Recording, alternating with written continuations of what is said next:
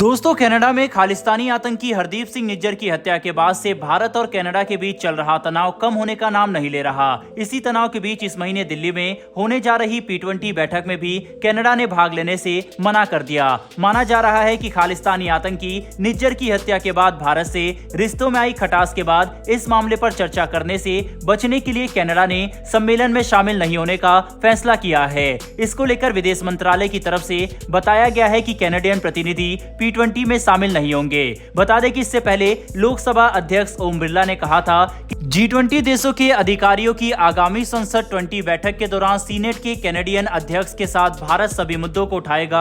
माना जा रहा था कि वह कनाडा में पनप रहे खालिस्तानियों के मुद्दे को भी उठाएंगे। वहीं पर कैनेडियन स्पीकर ने भी सम्मेलन में शामिल होने की पुष्टि की थी, लेकिन अब उनकी प्रवक्ता ने एक बयान जारी करते हुए कहा है कि वह सम्मेलन में शामिल नहीं हो सकेंगे। इसको लेकर उन्होंने इसका कारण भी नहीं बताया। 13 अक्टूबर को होने वाली P20 सम्मेलन में कैनेडियन प्रतिनिधि के शामिल न होने का फैसला ऐसे वक्त पर आया है जब भारत और कनाडा के रिश्ते निचले स्तर पर हैं। वहीं दूसरी तरफ कनाडा में खालिस्तानी संगठन भारत के खिलाफ साजिश रचने से बाज नहीं आ रहा। जब से खालिस्तानी आतंकी निज्जर की हत्या हुई है, तब से खालिस्तानी संगठन सिख फॉर जस्टिस लगातार कनाडा में रह रहे भारतीयों को कनाडा छोड़ने की धमकी दे रहा है।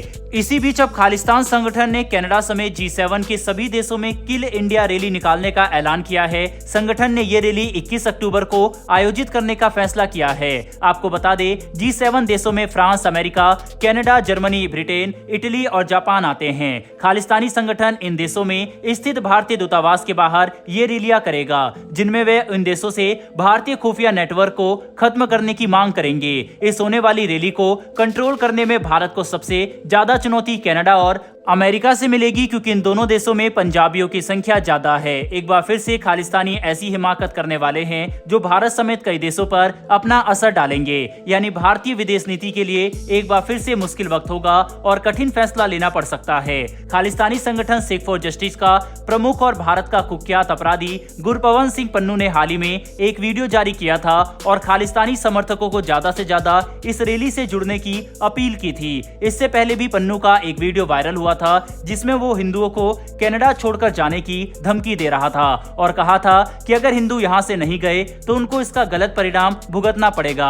बता दें कि कनाडा में हिंदू समुदाय की भी अच्छी खासी आबादी है। ऐसे में गुरपवन सिंह की धमकी से दहशत तो फैली है, लेकिन कनाडा के अंदर ही तीखा विरोध भी हुआ है। वहीं इन सब के बीच भारत के विदेश मंत्रालय ने एक बार फिर कनाडा से अपने राजनयिकों की संख्या को सीमित करने की अपील की है और कहा है कि हम फिर दोहराते हैं कि भारत में कनाडा की राजनयिकों की संख्या सीमित की जाए। इस मामले में भारत के विदेश मंत्रालय के प्रवक्ता बागची ने कहा कि हमने भारत में कनाडा की राजनयिक उपस्थिति का समानता की मांग की है। इस संबंध में चर्चा जारी है। उन्होंने आगे कहा कि भारत की प्राथमिकता 2 चीजों पर है। पहला, कनाडा में ऐसा माहौल होना जहां भारतीय राजनयिक ठीक से काम कर सके, और दूसरा, कूटनीतिक ताकत के मामले में समानता हासिल कर सके। विदेश मंत्रालय के प्रवक्ता अरिंदम बागची ने कूटनीतिक विवाद को कई देशों के नेताओं के साथ उठाने के लिए कनाडा के प्रधानमंत्री जस्टिन ट्रूडो की आलोचना भी की। उन्होंने कहा कि मुख्य मुद्दा कनाडा द्वारा आतंकवादी और अपराधी तत्वों को मौका देने का है। गौरतलब है कि कनाडा के प्रधानमंत्री ट्रूडो ने कनाडा भारत कूटनीतिक विवाद पर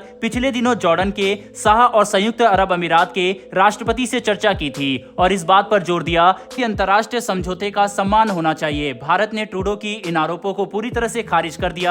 बागची ने कहा कि हमने जो कहा था उस पर कायम है और हमारी कूटनीतिक मौजूदगी में समानता सुनिश्चित करनी है। दोस्तों, इससे पहले भी भारत ने कनाडा से कहा था कि अपने राजनयिकों को हमारे देश से बाहर निकालें, जिसमें से कुछ को तो कनाडा ने मलेशिया में भेज दिया था, लेकिन अभी भी जितनी संख्या भारत ने कहा था उतनी कम नहीं की गई है। बता दें कि 18 जून 2023 को अज्ञात हमलावरों ने खालिस्तानी आतंकी हरदीप सिंह निज्जर की हत्या कर दी थी, जिसके बाद सितंबर में कनाडा के प्रधानमंत्री जस्टिन ट्रूडो ने संसद में कहा था कि इस हत्या में भारत का हाथ है। इसके कुछ ही घंटों बाद ट्रूडो ने भारत के एक वरिष्ठ राजनयिक को हटा दिया था।